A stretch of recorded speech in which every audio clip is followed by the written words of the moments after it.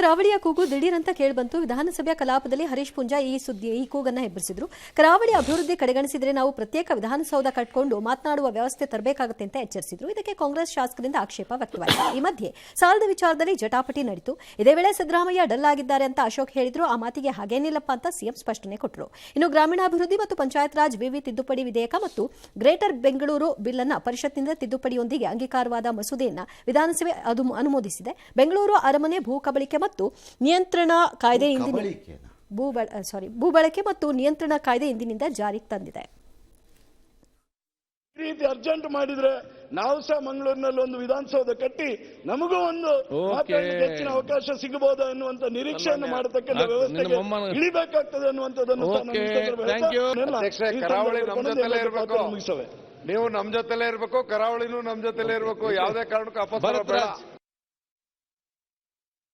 ಬೆಳಗಾವಿಗೆ ಹೋದ್ರೆ ಅಲ್ಲಿ ಉತ್ತರ ಕರ್ನಾಟಕದ ಚರ್ಚೆಗಳು, ಬೆಂಗಳೂರಿಗೆ ಬಂದ್ರೆ ಗ್ರೇಟರ್ ಬೆಂಗಳೂರಿನ ಬಗ್ಗೆ ಚರ್ಚೆಗಳು, ಕರಾವಳಿಯ ಬಗ್ಗೆ ಯಾವತ್ತೂ ಕೂಡ ಚರ್ಚೆಗಳೇ ನಡೀಲಿಲ್ಲ. ಟೆಂಪಲ್ ಟೂರಿಸಂ ಅನ್ನಾಗಿ ಕರಾವಳಿಯನ್ನು ಅಭಿವೃದ್ಧಿ ಪಡಿಸಬೇಕು.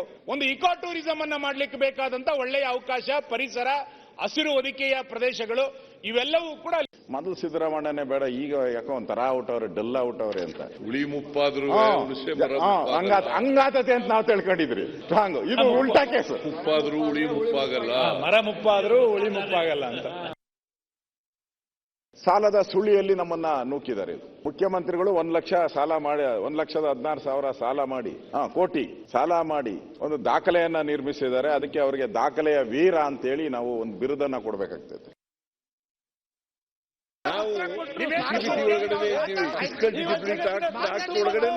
ಕೇಂದ್ರ ಸರ್ಕಾರದ ಬಜೆಟ್ ನೋಡಿ, ನರೇಂದ್ರ ಮೋದಿ ಅವರು ಪ್ರಧಾನಮಂತ್ರಿ ಆದಾಗ 2014-15ರಲ್ಲಿ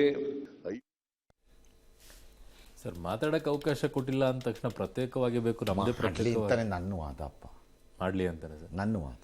ಈ ಕಡೆ ಕೊಡಗು ಅವ್ರು ಕೇಳ್ತಾರೆ, ಈ ಕರಾವಳಿ ಕೊಡಗು ಕೊಡಕ್ಕಾಗಲ್ಲ, ತುಂಬಾ ಚಿಕ್ಕದಾಗ್ಬಿಡುತ್ತೆ, ರಾಜ್ಯ ಮಾಡೋಕ್ಕಾಗಲ್ಲ, ಅದು ಭಾಳ ಪುಟ್ಟದಾಗ್ಬಿಡುತ್ತೆ, ಅದು ಕಾರ್ಪೊರೇಷನ್ ಲೆವೆಲ್ಗೆ ಬಂದ್ಬಿಡುತ್ತೆ. ಆಮೇಲೆ ಅದು ಆಗಲ್ಲ. ಅದು ಅವ್ರು ಹಳೆ ಮೈಸೂರು ಜೊತೆ ಹೆಂಗೆ ಅಡ್ಜಸ್ಟ್ ಮಾಡ್ಕೊಂಡಿರೋ ನಾವು ಒಪ್ಸ್ಬೋದು ಅವ್ರನ್ನ.